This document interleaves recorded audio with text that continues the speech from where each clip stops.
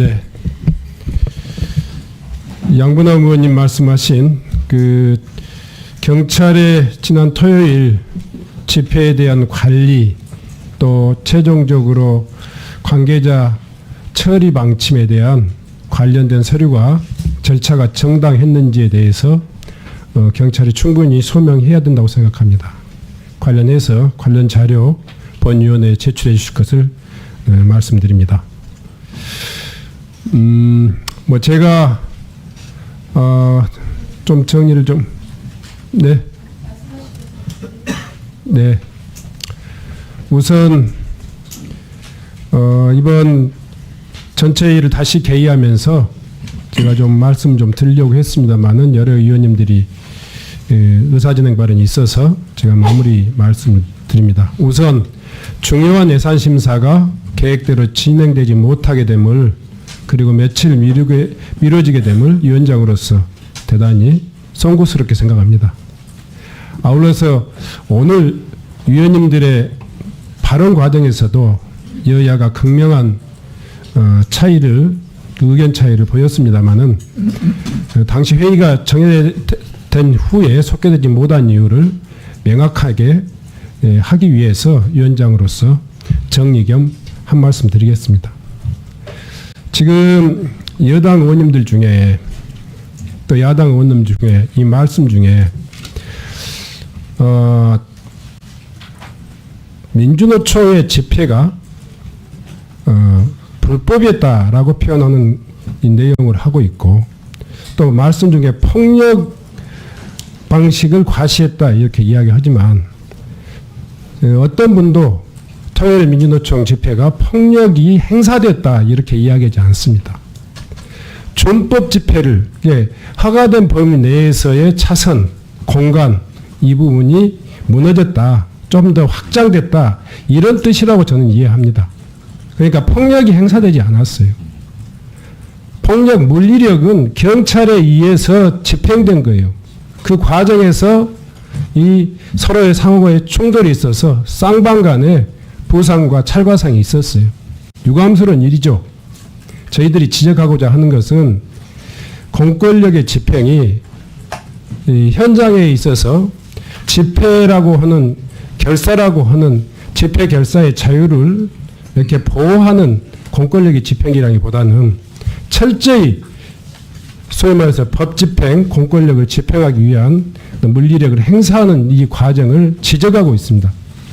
두 번째로는 지난 9월달 이야기를 다시 연장해서 말씀드립니다만은 9월달 국회의원에 대한 폭행 이외에, 폭력이 행사된 이외에 지금 이번 민주노총 집회 과정에서도 한창민 이 국회의원이 밟혀서 갈비뼈가 금이 갔습니다. 그런 진단이 나왔어요. 지난번 발언하기 전까지도 이 진단이 나오지 않았는데 최종적으로 의료기관에 이 엑스레이 이상의 그런 결과가 나왔어요. 두 번에 걸친 국회의원을 짓밟아 놓고 갈비뼈가 부러져 놓고도 거기에 대해서 유감 내지는 사과를 표명하지 않았습니다. 마지막으로 부경대 역시 마찬가지입니다. 80년대에도 공권력이 대학을 진압할 때는 장기간에 소위 말해서 시설을 점거하고 이런 경우에 또 여러 차례의 계도를 통해 가지고 기회를 주고 이런 경우였습니다. 그런데 지금 이번 조지호 경찰의 부경대 침탈은 전혀 그럴 필요성이 없었어요. 현장을 파악하기 위해서 200명이 들어가야 됩니까? 경찰의 정보라든가 이런 기능이 충분히 있잖아요. 판단할 수 있습니다. 이런 지금 법 집행이, 공권력의 집행이 예전에 기조하고 전혀 다르다. 더 이상 이렇게 가면 안 된다 하는 이야기를 하고 있습니다. 그 문제에 대해서 경찰은 당연히 이 문제에 대해서 사과하고 재발 방지 대책을 국회에 내놔야 한다고 생각합니다. 결코 공권력이 빙자한 기본권의 침탈, 그리고 신공안정국의 조성, 이런 것들은 결코 용납될 수도 없고 또 성공하지도 못할 것이다 하는 말씀드립니다. 마지막으로 지난 토요일 날 여당 의원님들이 성명을 발표하면서 저에 대한 사실관계가 다른 부분이 있기 때문에 제가 말씀드리겠습니다. 토요일 날 현장에서 대단히 군중들이 밀집해가지고 사고의 위험이 있다는 것이 저한테 전화가 왔습니다. 그래서 7시 20분에 경찰청장한테 전화를 드렸어요. 밀집도가 너무 심하니까 한계 차선을 조금 더 확보해달라. 그렇지 않으면 사고 날 것 같다. 이렇게 말씀드린 바 있습니다. 경찰청장 저하고 대화 과정에서 CCTV를 통해서 충분히 관리하고 있기 때문에 더 이상 공간을 확대할 이유가 없다. 이렇게 답변하셨어요. 그런데 여당 의원님들께서는 성명에서 조지호 경찰청장이 신정은 위원장의 그 차선 추가 요구를 받아들여서 한계 차선을 더 확보한 것처럼 이렇게 이야기하고 있어요. 제가 자료를 다시 요청해가지고 보니까 그것은 이미 이 전 이야기예요. 저는 7시 20분에 경찰청장과 대화했고 경찰청장은 더 이상 공간 확대를 허용하지 않겠다 이런 이야기를 했고 그 이후에 어떤 조치도 달라진 것이 없어요. 청장과 위원장의 정상적인 대화마저도 사실을 왜곡하면서 이렇게 여당에 전달되고 또 대중들에게 언론을 통해서 전달된다는 것은 개인적으로 대단히 불쾌하기도 하고 유감스럽습니다. 이와 같은 내용들을 종합해서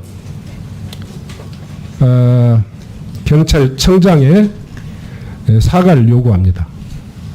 그리고 이 문제에 있어서는 사과를 하든 안 하든 그건 청장의 판단과 선택에 따라서 될 겁니다.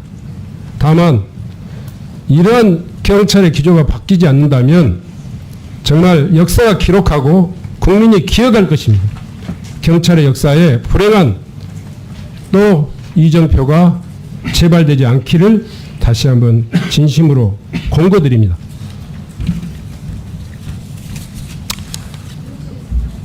네.